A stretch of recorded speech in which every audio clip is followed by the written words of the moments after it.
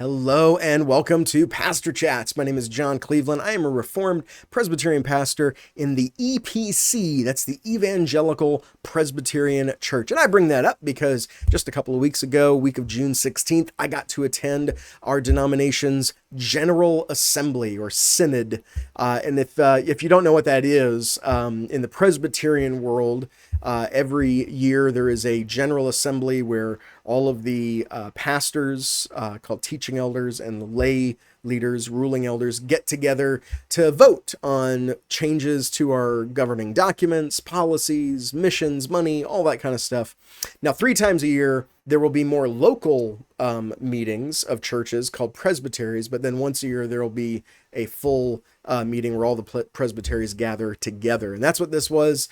This was the 45th meeting of the EPC. It was in Detroit, Michigan, at Ward Church, the mothership church for the whole EPC. And it was kind of awesome. I want to give you like an update, kind of a summary on what happened there. This is not a church polity video or a church government video, though stay tuned to the channel because not too long from now, I am going to release a video about the major forms of church government and why Presbyterianism might be the best one. But yeah, this was the first General Assembly I got to attend, and I was really excited. There I am, there at Ward Church. Funny enough, wearing the exact same shirt I am right now. Didn't plan that. Whoops. But it was really great. I got to say, I was delighted. The atmosphere was just full of camaraderie and Christian fellowship. I cannot tell you the number of times I saw commissioners like gathered in a little prayer huddle group. I had only gotten there 45 minutes. I'd been there 45 minutes and I already had someone I just met saying, "Hey, let me pray for your church." And that was the atmosphere there. Just lots of prayer, lots of fellowship. Ward Church was incredibly inviting. We had great worship services in between the business meetings. We also had, this is really cool, we had some amazing lectures, just some special lectures that we could attend. I was really delighted that I got to hear in person Dr. Michael Kruger. If you don't know who that is, I believe Kruger is actually the president of Reformed Theological Seminary. But Kruger's amazing. He is an expert in the canon of Scripture, early Christianity. He's, debated with Bart Ehrman and guys like that. And he's written some great books, Heresy of Orthodoxy, Surviving Religion 101. I honestly wish I had brought a book for him to sign. That would have been kind of neat. But by far my favorite lecture, it was great to meet Dr. Kruger, but my favorite lecture was from an EPC pastor named Zach Eswine. Zach Eswine did a incredible, it was the best thing I've ever heard on preaching, specifically about application. I made sure to tell him, like, this is some of the best teaching I've ever heard on preaching. I went ahead and bought a few of his books. Honestly, if you want to look into Zach Eswine a little bit, see some of his books and stuff, there's a great website that he has called Sage Christianity. I'll put a link in the description below. Really, really cool stuff. All right, but that was the background stuff of General Assembly. The meat and potatoes of General Assembly, though, is the business meetings. That's what we hardcore Presbyterians live for, is the business meetings. And so, that's what we're here to talk about. Let me give you kind of a summary of what happened there. So first, there was a change in moderators. This happens every General Assembly. It's not a huge deal. But for myself and for some of the people there, in the Presbytery of the Southeast, it did kind of feel like a big deal because the new moderator was from our presbytery. It's a great guy, great pastor named David Strunk. And Dave is just a great guy, really funny, really personable, great communicator, very passionate, knows the Robert's Rules of Order really, really well. He led an incredibly smooth meeting, and he kept us awake. It was kind of wonderful. Like every hour or so, you can like see people drowsing, falling asleep, and he would say, "Okay, pull out your hymnals, everybody stand up, let's do an impromptu a cappella hymn," and it was great. Dave, you did an awesome job. Really good job. Next thing I want to talk about is the stated clerk report. So our stated clerk for the denomination, Dean Weaver, he gives a report every year. And this year was a good one. He did bring up a couple of important issues. I think they are important issues for our denomination, namely discipleship and what he calls pipelining of new pastors. We do need more pastors, absolutely. I think that's across the board. That's in every Presbyterian denomination and honestly, just in Christendom. We need more pastors that need to get trained, get good education, get equipped, and get into the ministry. So if God's tugging on your heart, consider that. But he did bring up one thing Dean Weaver did that I thought was really encouraging. I want to show this to you here. This is a report showing our numbers from 2022, 2023, and last year, 2024. And again, you can see we're only 626 churches total. We're not a huge denomination, okay?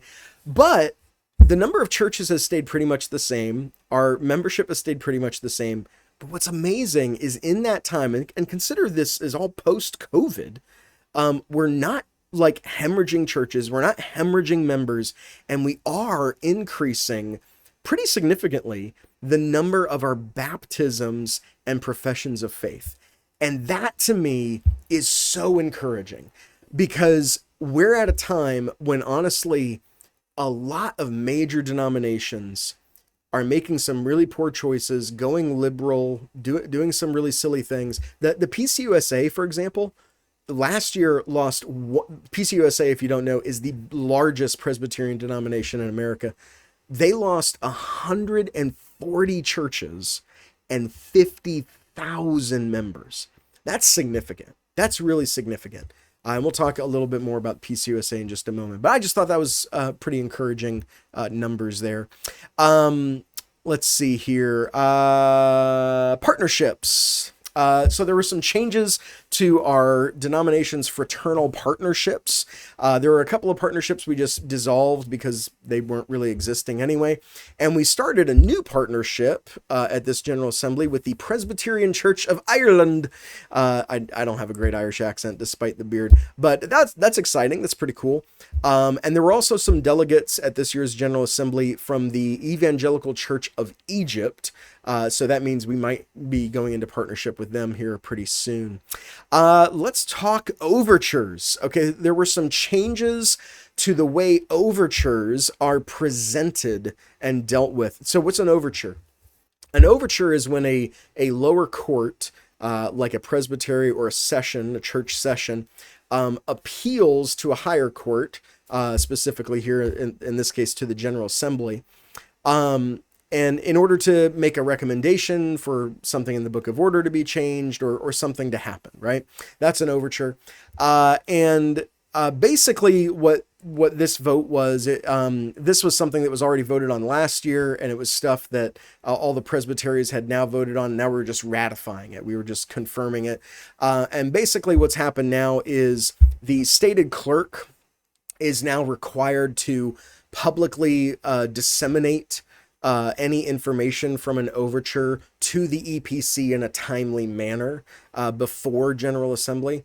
And then the other significant change is that there's now a way, if an overture at the presbytery level gets defeated, in some circumstances, there's now a way for that overture to actually still be brought to the General Assembly. So good stuff, wise things happening there. One funny thing I want to bring up, it's not a big deal, but it was interesting, especially if you were at GA, and that was a debate over sending a letter to the PCUSA.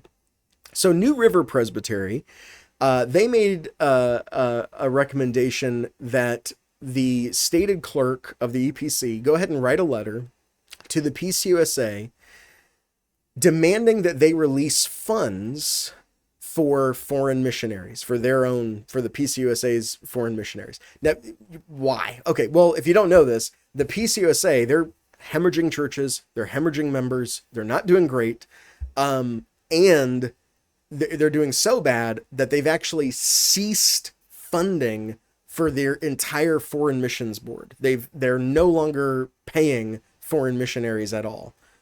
That's significant. That's a big deal. Say what you will about the PCUSA and theologically where it's going and all this kind of stuff, but missionaries are a good thing. And that's a pretty sad thing to hear. So the New Rivers Presbytery, their recommendation was that we just send a letter on behalf of the EPC, like one Christian organization to another, encouraging them to do the right thing and pay their missionaries, right? That's all it was. And it actually sparked, surprisingly, a lot of debate. Not heated, not angry debate, but there were some people that made some points of like, hey, if we send this letter, that might make it difficult for churches in the PCUSA that want to leave and get into the EPC. I don't know how it would, but that was a concern from people. There was also a concern. There were some people that just said, this is none of our business how they use their money. And that's fair. It's not. But I voted in favor of this, and it didn't pass, by the way. I think the majority decided not to do this. But I voted in favor of it because I'm like, okay, number one, it's a letter. It's just a letter. What is a letter going to do? And number two, I feel like it's the right thing for Christians to encourage other Christians to make the right decisions when they're obviously making the wrong decisions. Just a thought. Anyway, it's not a big deal. It wasn't a huge thing, but it was very interesting. Very interesting. Next thing, the Committee on Theology was tasked at this General Assembly to review the position paper on the EPC's position paper on marriage, remarriage, and divorce. So the EPC has these position papers that are publicly just make it clear where the EPC stands on certain issues. And in 1995 is when our position paper on marriage, remarriage, and divorce was written. As you can imagine, since 1995, in 30 years, there's been 1995 was 30 years ago. How old do you feel? So in 30 years, there's been quite a bit of change culturally of the perspective of marriage and all these things. And so, I mean, you know, think of gay marriage and a Obergefell and all that. So it's important for the EPC to actually publicly state in a paper, hey, this is where we stand on these issues and things like that. So that's what this is about. And so they're going to be working on that this year, that committee, and then next year we'll hear their recommendations for what we're going to change to the letter. All right. Two more big things, and these are the big things. Here are the big things. The first is the Ad-Interim Committee on ordination standards. This was the biggest thing brought to the floor of General Assembly this year with no comparison, right? Definitely the biggest thing. So for what is this committee all about? So for a really long time now, Christian churches, especially Presbyterian churches, have depended on something called the MDiv degree, the Masters of Divinity degree. This is essentially that standard degree for pastors, right? Most seminaries offer it. It's generally like 90 to 100 credit hours, 3 to 5 year degree. You learn preaching, biblical languages like Greek and Hebrew, theology, counseling, Bible study, church history, church polity, evangelism, apologetics, etc., etc. My own Master's of Divinity degree is from Knox Theological Seminary, great seminary. However, in recent years, a lot of seminaries have started changing their MDiv degrees. They've made them far fewer hours, like 70 or even 60 hours. They've become lax on requirements for things like biblical languages, like not requiring students to learn Greek and Hebrew. And quite frankly, and this is the really sad part, a lot of seminaries have just gone very woke, very liberal. So this committee on ordination standards was tasked with making some recommendations to change our book of order so that what the EPC requires for its own pastoral candidates can navigate these issues of seminaries changing their own standards. This committee, they had 2 years to work on this. They've requested one more year, but they did make recommendations that we did vote on at the floor this year. They made 16 recommendations for change, and all of them passed. And that's pretty cool. Now, that doesn't mean that our book of order is now changed. What that means is that now this year, the presbyteries, as they meet, there needs to be at least 3/4 of the presbyteries need to approve all of those changes. And then next year, at next year's General Assembly, we'll vote one more time on them, and they will be official changes to the Book of Order. Presbyterians, we take a while to do things, but we do things right. So to boil down what the recommendations were from the Ad-Interim Committee on Ordination Standards, basically they recommended that presbyteries be given more freedom to require and assign extra academic work that the presbytery would, at the presbytery level, would deem equivalent to a master's degree. And I think that's actually really smart. You know, even myself, when I was getting ordained, I had only taken like one small course on church polity, and the presbytery that I was coming into, which was Presbytery of Florida and the Caribbean, they actually said, hey, we want to give you this extra class, this course that we have, and we just want you to take it online, write a quick paper, send it in, so that we know that you've done some more study of church polity before we admit you. So that's the kind of stuff the committee was saying, hey, look, we need to do more of that, and presbyteries need to go ahead and figure out that extra academic work that they want to deem equivalent to a master's degree. The committee also made it more clear that there needs to be more examination and more guidance of candidates from church sessions. Not like the church sessions themselves ought to be guiding and evaluating the candidates, as well as the presbytery ministerial committees evaluating the candidates. So just overall, more guidance, more help, more evaluation. And they also added that we should, they recommended in this past that the language of applicant be used before someone actually becomes a candidate. But overall, great stuff, really, really good stuff from that committee. I'm interested to see what other recommendations they bring next year. Last thing, and here's the controversial one. Here's the one that if you even clicked on this video, I'm guessing this is what you were waiting for. Here it is. And that was the Ad-Interim Committee on Same-Sex Attraction and Ordination Standards. Oh boy. Okay. So now what's funny is that this committee didn't even bring any recommendations to the floor of General Assembly. They just presented what they've been working on. They still have one more year to work on this before they bring their recommendations next year. But it was great that they brought stuff, and they brought stuff for us so that we can give early feedback on their recommendations. And I'm glad they did that. All right. So what's this all about? All right. If you don't know, if you don't know the drama, last year's General Assembly was a bit crazy. A somewhat infamous gay Christian pastor named Greg Johnson, actually got his book here, okay, named Greg Johnson, was trying to, he was previously from the PCA, Revoice Conference. Those are all things you can look up and research here. He was seeking entrance for himself and his church into the EPC. And that was met with, as you can imagine, a lot of backlash and it led to a really crazy General Assembly, which we're not going to get into right now. But the end result of all of that was at last year's General Assembly, there was the forming of this Ad-Interim Committee to investigate the issue of same-sex attraction and ordination in the EPC. They were tasked to study the issue for 2 years, make recommendations. They're just bringing their recommendations early for feedback.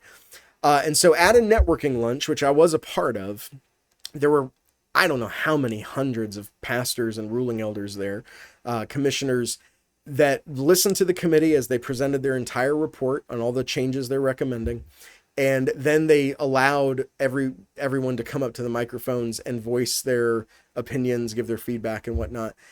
And here's my take. I will admit that when I first read the report, I was halfway happy, halfway worried.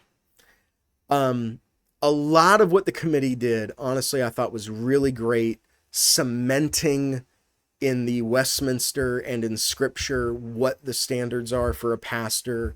I mean, a lot of what they were doing is really, really good. But my biggest worry was really one part, and it was the way in which they were being lax, the committee was being lax on the term gay Christian. The committee in their report, they called the term an oxymoron, like wrong, if it's being used to say that someone can be a Christian and they can be an active member in the gay lifestyle, right? So they're saying that's an oxymoron, right? But what they did say is that the term gay Christian might be helpful in some context if it's used to describe someone who is struggling with same-sex attraction. And so the committee said it would be wise to avoid the term gay Christian. It would be wise to avoid it. That's it. And what I'm really glad of is at that networking lunch, I was not the only one that was concerned about the committee's lightness on that term. Many teaching elders and ruling elders came up to the microphone to say that they felt the term gay Christian. In fact, I believe the first commissioner that came up, his name was Ben something, but he actually came up and a lot of people were agreeing with him and shared similar sentiments that the term gay Christian should not be considered unwise by the EPC in our governing documents. It should be considered unbiblical. And that was really, really encouraging to hear. I mean, I don't know how many people came up to the microphones, but almost every single one of them was saying, hey, this is a problematic term. We need to be harder on this term. And so honestly, overall, the vibe that I got from the EPC, from the pastors and elders there during that networking lunch was that I don't think the EPC really wants to leave an open door for like side B Christianity, which is gay Christianity, or to slip into the EPC or anything like that. I don't think that's something the EPC is actually okay with. That might be something that some in the EPC don't have a problem with, but I do not think after that networking lunch that is the majority view. At least I hope not. And I'm really interested to see what the committee does with that feedback and that information, if they take it and make some meaningful changes. And I hope they do. I really, really hope they do. But hey, listen, this is an issue to pray about because this is one of those things where it is such a slippery slope. Here's what I like. I like that the EPC is trying to come at this from a theological point of view. They're trying to cement in theology what we believe the scriptures teach on this and let that drive our policy. That's good. That's a good thing. I do like that. But I got to tell you, it's a little nerve-wracking. It is a little nerve-wracking because we know what can happen. It's one of those things where you open that door a little bit and just in comes the stuff you don't want. And over time, 10, 20, 30 years, you're looking at a denomination that is the PCUSA, is the United Methodist Church. Now we don't want that to happen. And so this is an important committee. Be praying for them. Definitely be praying for them. There you go. There's all of the summary of what happened at this year's General Assembly. Again, it was great. It was a lot of fun. Really enjoyed it. Can't wait for next year. But thank you for sticking with me. Hey, if you're in the area and you want to join us for worship, Faith Presbyterian Church, we're in McDonough, Georgia. You can go to faithmcdonough.com, find out some more information. There's our time, Sunday school, 10:30 for worship service. You can find us on Facebook, YouTube, all that kind of fun stuff. But I can't wait to see you next time. I hope you have an amazing day. God bless. I'll see you later.